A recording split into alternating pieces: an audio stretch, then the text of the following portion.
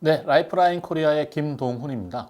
제가 20년 동안 24개 나라를 왔다 갔다 하면서 국제 구호 사업을 하고 있는데요. 주로 재난난 현장에 가가지고 여러 사람들을 돕고 있는데, 코로나19 같은 경우는 뭐 제가 겪기에도 되게 특이한 케이스였는데요.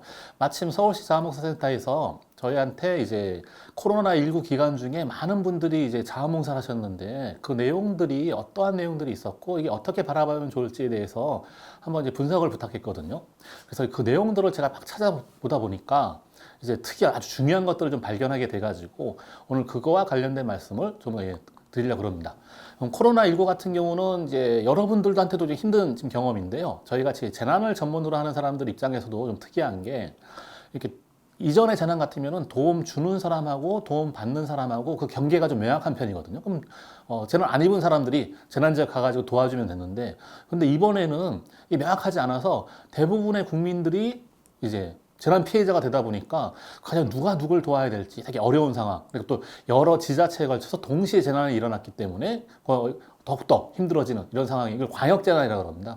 거기에다가 이번에 기억하시겠지만 좀 코로나19 기간 중에 이 장마가 오고 이제 수해가 닥쳐가지고, 또 수해도 30개 이상의 시군에 피해를 미치다 보니까, 이전 같으면 뭐 경주 지진, 포항 지진 해가지고 재난 이름에다가 이제 지명을 붙였었는데, 이번에는 지명을 또 붙이지도 못해요. 너무 많은 지역들이 이제 피해를 입다 보니까. 그런데 이제 또 코로나19 상황이다 보니까 감염의 위험이 있어서 자원봉사자들은 되도록이면 또 움직이지 마세요. 또 이런 얘기들이 있어서, 그러다 보니까 또 그 지역사회 내에서 그 안에 계신 분들이 스스로 감당할 수밖에 없었는데, 이러한 이 복합적인 형태의 재난들 또 일어났었고요. 그 다음에 지금도 1월 20일 날 한국에서는 처음으로 이제 확진자가 생기면서 본격적으로 시작이 된 건데, 지금 몇 달이 지났는데 여전히, 그리고 또 전문가들의 얘기에 따르면은 이거 금년 중에 절대 끝나지 않고 또 내년, 또 내후년까지도 예상해야 된다, 이런 얘기들인데, 이런 식으로 장기화된 경우가 없었거든요. 그래서 이런 광역재난, 복합재난, 장기재난, 뭐 전문적으로 그렇게 얘기합니다만은, 이런 재난의 경험 자체가 저희들도 별로 없었던 겁니다. 그런데 이제 여기에다가 이게 쉬운 상황이 아닌 게, 기억하실지 모르겠는데 지금 2018년에 그때 굉장히 여름에 더웠었는데요. 근데 정부의 통계에 따르면 그때 더워서 돌아가신 분들, 온열 질환이라 그러는데, 그때 돌아가신 분들이 48명이나 되셨다 그럽니다. 세상에, 추워서 사람이 죽는다는 건 이해하는데 더워서 사람이 죽는다고? 근데 실제 벌어졌던 거고요. 그래서 그때 2018년부터는 재난안전기본법에 폭염을 재난으로 포함시켰던 겁니다. 그럼 전혀 생각지도 못한 재난이 일어났던 거고, 코로나 직전에는 호주에서 초대형 산불이 일어나가지고 6개월 동안 계속 불이 붙었는데, 그때 많이 기억하시는 게 거의 1억 마리 정도의 야생동물이 불타 죽었다 그래가지고 굉장히 큰 충격을 줬었는데요. 그 다음에 제 집이 지금 파주인데, 파주에서는 지금 어떤 일이 벌어지고 있냐면은, 코로나19 직전에 돼지열병, 가축전염병인 거죠. 이게 막 퍼져가지고 공무원들이 그걸 대응하느라고 되게 힘들었던 겁니다. 그런데 그게 끝나지도 않았는데 이제 코로나19가 닥친 거죠. 이번에는 그럼 코로나19까지 같이 대응해야 되고, 최근에 이번 여름이 되면서는 휴전선에 있던 그 말라리아 모기들이 막 내려오기 시작하는 거죠. 그래서 신도시 아파트 단지에 살고 있음에도 불구하고 여기까지 말라리아 환자가 발생하기 시작하는 겁니다. 그럼 그것도 대응해야 되고 해가지고, 재난들이 여러 개가 동시에 같은 기간에 벌어지는 특이한 현상들. 근데 이거의 근본에는 거의 다 기후변화가 크게 원인으로서 자리 잡고 있는데, 그럼 앞으로의 재난들도 이러한 원인들 때문에 우리가 예측하지 못했던 방식으로, 또 생각하지 못했던 방식으로, 못했던 시점에 이렇게 닥치게 된다는 거죠. 그럼 되게 걱정스러운 상황인데, 이 상황에서 이걸 어떻게 대응할 수 있을까? 그럼 새로운 재난이 닥칠 때마다 자꾸 후퇴하게 되면 어느 순간에 무너져 버릴 수밖에 없는데, 아니면 넘어지거나. 근데 이런 식으로 해서는 돼서는 안 되고요. 그럼 재난이 한 번 닥친다 하더라도 잠깐 한 발을 물러설 수 있는데, 금방 다시 두 발 앞으로 나가고, 또 다른 재난이 닥친다 하더라도 한 발은 뒤로 물러섰다가 다시 두 발 앞으로 나가고, 일종의 스프링 같은 성질이 있는데, 이거를 이제 전문 용어로는 뭐 재난 회복력, 뭐 레질리언스, 회복 탄력성, 뭐 도시 회복력, 뭐 이런 식으로 부르고 있습니다. 주로 회복력이라 그러는데요. 이런 회복력은 되게 추상적인 개념이긴 한데, 아주 쉽게 설명을 드리자면은, 여러분이 지금 몸에 상처를 입었다 그러면은 제일 먼저 하시는 일이, 여기 그러니까 소독을 하고 약을 바르고 밴드를 붙이지 않습니까? 그리고 시간이 지나면은 자연스럽게 아물게 되는데, 이때 소독을 하고 밴드를 붙이고 약을 바르는 이거 자체는 보통 우리가 재난이 났을 때 정부가 해주는 의료, 구급, 구조, 이러한 특정한 전문적인 서비스를 얘기하는 거고요. 그럼 그렇게 해줬을 때 우리 몸을 알아가지고 스스로 치유하기 시작하는데, 이런 자기 치유력, 회복력, 이런 것들은 이제 몸만 가지고 있는 게 아니고요. 어떤 개인도 가지고 있고 공동체도 가지고 있고 하나의 지역사회도 그걸 회복력을 가지고 있고 국가도 가지고 있다는 겁니다. 그렇다면은 앞으로 어떤 형태의 재난이 온다 하더라도 이 회복력을 잘 지키고 있고 이것들을 잘 진흥시킬 수 있다면은 어떤 재난이 와도 계속 더 나아질 수가 있는 거죠. 잠깐 후퇴하긴 한다 하더라도. 그래서 그럼 어떻게 하면은 그거 되는 걸까 했을 때 이게 제가 주로 일본에서 활동하다 보니까 일본 자료가 좀 많은데요. 또 세 가지 방법이 있다 그럽니다. 예, 자조, 협조, 공조 요 세 가지 방법이 있는데 첫 번째로 자조라는 건 어떤 거냐? 자기가 자신을 스스로 지킨다는 겁니다. 자기가 위험에 재난에 닥쳤을 때 스스로 이거 위기를 벗어날 수 있어야 되는 그 방법들이 있는데요. 그러려면 그거에 대한 어떻게 하면 되는지 이거에 대해서 좀 공부를 할 필요가 있겠고요. 그리고 어떻게 하면 될지 그때 상황에 대해서 좀 훈련을 하시면 이런 자리를 통해서 이 배우는 것 자체도 하나의 자조거든요. 자조에 스스로 지키는 자조가 있고 그 다음에 이제 여러분 대부분이 재난 당하게 되시면 혼자 피난하는 경우는 거의 없습니다. 우리 왜 가족이 있기 때문에 가족이 같이 이제 안전해져야 되는데 그럼 가족을 서로 내가 나의 가족을 지켜야 되고 또는 가족들이 나를 지켜주고 또 옆집 사람이 날 지켜주고 내가 옆집 사람을 지켜주고 아파트 단지 마을 또 지역사회 전체가 서로를 도우면서 살아남는 이걸 협조라 그러고요. 마지막으로 공조라는 거는 여러분이 기대하시는 119에 전화를 걸면은 소방차가 오고 구급차가 오듯이 국가가 여러분을 지켜주는 국가의 위기관리 시스템을 이제 공조라 그럽니다.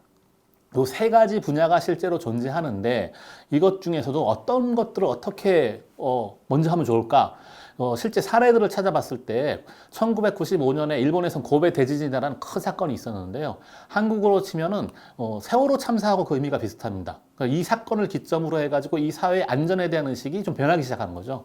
근데 이제 일본에서는 그때 이 사건 당시에 지진으로부터 살아남은 사람들한테 이제 인터뷰를 한 겁니다. 어떻게 해서 살아남으셨습니까? 누가 구해줬습니까? 했는데 우리의 예상과는 달리 66.8%의 사람들이 스스로 살아남았다 그랬어요. 스스로 어쨌든 역경을 헤쳐나간 거고 그리고 28.1%의 분들이 협조로 그러니까 옆에 있던 사람들이 도와줘서 살아남을 수 있었다. 그리고 우리가 기대했던 국가가 와서 구해준 거는 단지 1.7%밖에 안 된다는 겁니다. 그래서 아무리 국가가 준비를 잘 한다 하더라도 작은 재난 같은 경우는 지역사회에서도 알아서 할 수 있거든요. 근데 큰 재난들 같은 경우는 특히 큰 재난, 우리 지금 코로나19 같은 이런 큰 재난 같은 경우는 국가가 아무리 준비가 잘 돼 있어도 모든 사람을 다 구해줄 수 없기 때문에 사실상 그런 순간에 가장 큰 역할을 한 거는 자조나 협조, 내가 스스로 배워서 살아남았던지 아니면 우리끼리 서로 도와가지고 살아남았던 게 훨씬 더 크다는 겁니다. 그럼 국가가 해야 될 일은 딱 두 가지인 거죠. 하나는 원래 국가가 해야 될 공조 시스템을 굉장히 고도화시키는 게 하나인 거고 나머지 하나는 여러분이 스스로 살아남으실 수 있게 여러분이 스스로 지식을 쌓고 경험을 쌓고 서로 관계를 맺을 수 있게 도와주는 자조나 협조를 진흥시켜주는 게 국가의 중요한 역할이라는 겁니다. 그랬을 때 그럼 그런 것들을 하기 위해서 가장 기본적인 것, 그 중에서도 가장 중요한 딱 하나만 뽑으라. 그러면은 어떤 것보다도 이제 얼굴이 보이는 관계를 만드는 것이라 할 수 있는데요. 그래서 얼굴이 보이는 관계다. 말 그대로인데요. 아주 쉽게 예를 들자면은 제가 이제 엄마예요. 엄마인데 아이가 있는데 제가 다쳤어. 재난을 만났는데. 그럼 이제 아이만이라도 좀 안전하게 피신을 시키고 싶은데 마치 옆집 아저씨가 나와가지고 도망을 가고 있어요. 피난을 가고 있는 거예요. 그럼 저 같은 경우 옆집 아저씨를 붙들고서 아저씨 좀 우리 아이만이라도 살려주세요 라고 얘기할 텐데 만약에 불행하게도 평상시에 그 옆집 아저씨하고 전혀 모르고 지내고 옆집에 산다 하지만 전혀 관심도 안 두고 모르고 산다 그랬을 때는 그 아저씨가 잠깐 고민은 되겠지만은 본인이 먼저 사는 게 먼저이기 때문에 모른 척하고 그냥 가버릴 수가 있습니다. 그럼 어쩌면 뭐 당연한 결과일 수도 있는데요. 근데 만약에 그 옆집 아저씨하고 굉장히 친한 사이까지는 아니라 하더라도 그냥 단순히 그냥 얼굴만 아는 사이라 할지라도 그 순간이 됐을 때 아저씨 우리 아이만이라도 좀 살려주세요 그랬을 때 이 사람이 그냥 모른 척하고 가기가 되게 힘든 겁니다. 분명히 구해 주실 거예요 이렇게. 그러다 보니까 이렇게 얼굴을 아는 것만으로도 이런 아주 급박한 재난 상황에서는 굉장히 큰 자원이 될 수 있는데요. 단순히 이제 미국이나 일본 같은 그 선진국의 경험을 들어보면은 개인 사이에서만 그런 일이 벌어지는 게 아니고 이 기관들, 단체들 사이에서도 예를 들어 재난 현장에 여러 단체, 구호단체들이 모여 있는데 여기 서로 모르는 상태이면은 여기서 이거 사람들을 구해주기 위해서 우리 단체들끼리 좀 어떻게 좀 해봅시다 라고 얘기하는 게 잘 안 된다는 거예요. 너무 모르는 상태니까. 그런데 만약에 친하지 않더라도 그냥 얼굴만 일하는 사람끼리 구호활동가들끼리 얼굴만 아는 사이를 하더라도 우리 같이 힘을 합쳐가지고 같이 좀 구해냅시다 그랬을 때 굉장히 큰 일들이 벌어졌다는 겁니다. 그러니까 개인 차원에서부터 이제 기관 차원까지 얼굴이 보이는 관계를 만드는 것만으로도 굉장히 큰 역할을 할 수 있다는 거고요. 저같이 이제 구호 활동가들은 여러 나라를 다니면서 재난 활동하게 되는데요. 저희 경험으로도 공동체성이 높은 마을이 재난 구호할 때 훨씬 더 잘할 수 있습니다. 예, 또 보건력도 훨씬 더 높고요. 속도도 굉장히 빠르고. 그러다 보니까 그 공동체성의 기본은 얼굴이 보이는 관계를 만드는 게 되게 중요하다 그럴 수 있는데 이게 회복력의 핵심인 거고요. 그런데 그 가능성은 이미 여러분이 다 가지고 계신 거예요. 코로나19 기간을 통해 가지고 제가 연구했던 찾아본 내용들이 그와 관련된 게 너무 많았는데요. 예를 들어 가지고 마스크를 여러분이 굉장히 많이 만드셨는데 마스크 만드는 방법 자체를 이게 집에서 만들 수 있어요 그러면서 본인이 영상으로 찍은 거죠. 찍어 가지고 인터넷에 올리니까 그걸 보고 사람들이 직접 만들어 보고 같이 해보고, 어떤 분들은 이제 건물을 가지고 있는데 이제 착한 임대인 운동 있지 않습니까? 어디 기부를 하는 게 아니고 본인이 받아야 될 임대료를 안 받는 것으로서 사람들을 돕는 방식이라든지, 아니 어떤 아파트 자체 같은 경우는 마스크 구하기 정말 힘든 때였는데 그래도 쓰고 다니니까 한 집에 다 한 장씩만 냅시다. 내 가지고 이거를 우리 경비실 갖다 줍시다. 또는 우리 경로당 갖다 줍시다. 이렇게 해서 직접 움직이신 분들도 있고요. 또 마스크를 많이 만들다 보니까 이제 공장에 가셔가지고 상업적인 공장에 가셔가지고 자원봉사 하신 분들, 또 약국에 가지고 약국 앞에 엄청나게 줄을 많이 서 있으니까 이걸 빨리 해소하기 위해 가지고 약국 앞에 가서 줄을 서서 이분들을 위해 가지고 약국 가서 자원봉사 하신 분들, 또는 이거 젊은 사람들 같은 경우에 마스크 맵, 코로나 맵 이렇게 해가지고 이런 어플을 만들어 가지고 도와주시는 분들 해가지고 정말 다양한 형태로 스스로 이거를 극복할 수 있는, 재난을 극복하기 위한 다양한 형태를 스스로 만드셔서 보셨던 거죠. 그러다 보니까 이제 좋은 사례가 없겠느냐, 좋은 방법이 없겠느냐, 어떻게 하면 좋겠느냐, 이게 전문가들한테 물어보시는데 전문가들은 어떤 게 전문가냐면은 여러분이 하셨던 그 모든 활동을 모아가지고 분석해서 이런 것들이 굉장히 의미가 있다, 이런 걸 찾아내는 게 저희 전문가들의 역할인 거고, 전 세계 어떤 전문가들도 이 재난 났을 때 어떻게 하면 좋은지 이거 제대로 얘기하기가 힘듭니다. 특히 새로운 재난인데요. 아무도 경험이 없는데. 오히려 여러분 당사자였던 여러분들이 스스로 막 사례를 만들어 가지고 앞으로 나아가셨던 거거든요. 왜? 재난 회복력을 가지고 있기 때문에. 스프링처럼 다시 튀어나가려는 힘이 있다 보니까.